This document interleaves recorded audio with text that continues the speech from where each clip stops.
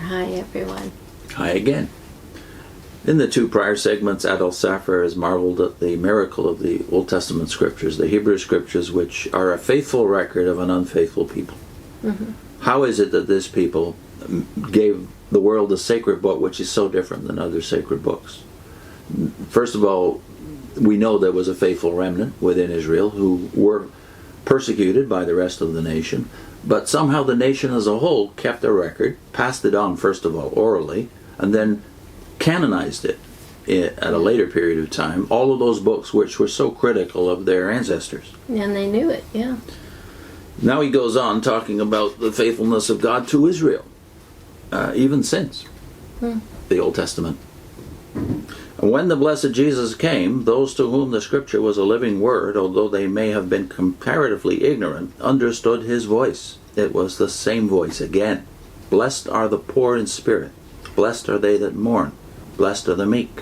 Why was it that those first disciples, when they first saw Jesus, said immediately, "We have found the Messiah, of whom Moses and the prophets did write"? Very few prophecies had been fulfilled all that time. Perhaps they did not know of any that had been as yet fulfilled.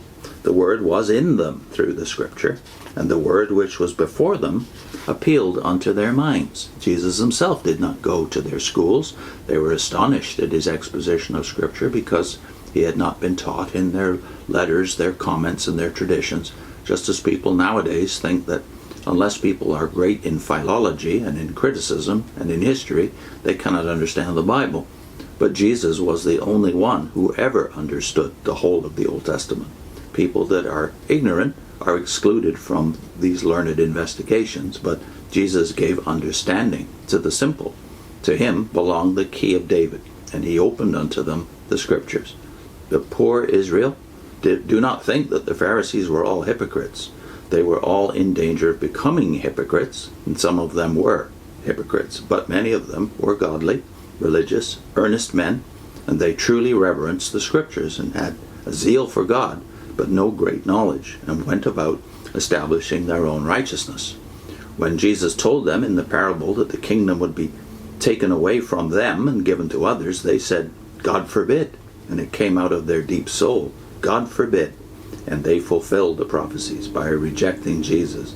So it had been predicted, as in the 118th Psalm, the stone which the builders rejected. In the 53rd chapter of Isaiah, he was despised and rejected of men. The 11th chapter of Zechariah, 30 pieces of silver they weighed for my hire. All that was fulfilled in Jesus. As the Apostle Paul says in the book of Acts, the Jews, thinking that in doing their will and purpose they were doing according to God's will, were only fulfilling the prophecies. Mm-hmm. And now perhaps someone will say, but what becomes of the Old Testament scriptures?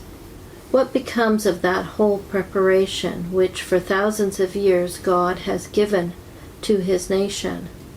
The scripture was fulfilled in Jesus, and let me say that all that are predicted of the Jews in the future was also fulfilled in Jesus. For the promises were all made unto him, and the rights that the Jews have in the land of Canaan arise from the covenant which God made with Abraham. But Christ is the actual installment of that possession. The Old Testament scriptures were, by the apostles, planted not merely among the believing Jews, where they already were in existence, but among all the Gentiles who embraced the faith which was in Christ Jesus. But Israel as a nation is preserved. If all Jews had accepted Jesus as the Messiah, their testimony would have been regarded as partial. But because the scriptures which contain the picture of Jesus remain in the hands of the Jews who have rejected Jesus, none can gainsay their witness. And if all the Jews had been destroyed, the witnesses for Jesus would have been absent. So God has ordered it in his infinite wisdom. But look for a moment at Israel according to the flesh. You know the grief and sorrow which the Apostle Paul felt on account of Israel. Jerusalem was dark, and all the different parties were intriguing and scheming and thinking that they would be able by statesmanship and by conciliation to steer calmly and quietly. Services went on as usual in the temple, but the word of judgment had already gone forth, and the destruction of Jerusalem and of the temple had already been predicted by the Lord. And to a spiritually minded man like the Apostle Paul, although the judgment had not yet taken place, outwardly the judgment had already taken place in reality. They hardened themselves against Stephen. They hardened themselves against the declaration of the apostles. They continued in their unbelief. The judgment was surely coming. The guilt was upon them, greater guilt than greater guilt than any they had previously incurred. And not merely was that guilt upon them, that guilt which alone can account for their 1800 years dispersion, but their spiritual condition was ripening fast into that state in which it has remained ever since. Not only so, but the political complications were also maturing. For although Israel committed this great sin against God and against Jesus Christ, they did not fall away from God. They still had a zeal for God. They still preferred to die rather than to worship idols. They were still waiting with all sincerity and praying with all fervor. It was not like a nation that had become frivolous and idolatrous. When the nations of Europe fall away, most likely they may fall away into bottomless infidelity. But Israel never fell into this, great as their guilt was.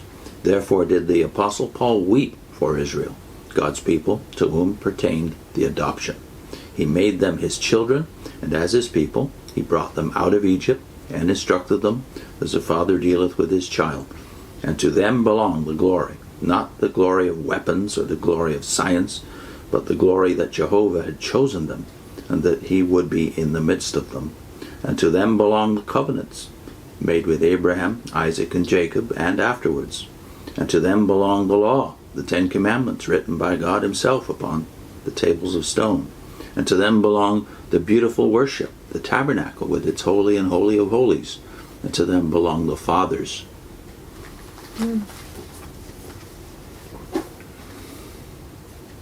Oh, think only for a moment of the fathers. Think of Abraham, who was called the friend of God, who received the promise in faith, nothing doubting, who was ready to give up Isaac, knowing that he would receive him back from the dead. And of Jacob, who wrestled with God and was called a prince, and Moses, by whom Israel went out of Egypt, and to whom there was given the ordinances of the law, and who was a mediator between God and the Jews. And think of all the warriors and judges, strong men and fervent, who did not yield to the masses, but were loyal to the Most High, and were contented with 300 who chose to obey God rather than with vast numbers. The stars in the heavens were fighting in their favor, the sword of Jehovah and of Gideon, and they kept the people in discipline by the word of the Most High. And think of all those sweet singers and psalmists that poured out their souls in songs and melodies, and thanksgivings and praises. Or those prophets, pillars of light, who were in communion with the omniscient mind, and to whom 1,000 years are but as one day. They heard the distant thunder of God's judgments, and they were afraid. They saw the beautiful countenance of Emmanuel, and they poured forth words of consolation. And think of the martyrs that were not afraid of the lion, or of the edge of the sword, or of the violence of the fiery furnace, of devoted children and loving mothers, and fathers of whom concerning the flesh of Christ came, who is God over all, blessed forever. And this is the nation which God had to chasten in his sore displeasure. Jerusalem was destroyed, the temple which was the very breath of their nostrils was laid bare in the dust, and Israel itself became cursed among all the nations. Here I must conclude with but one remark.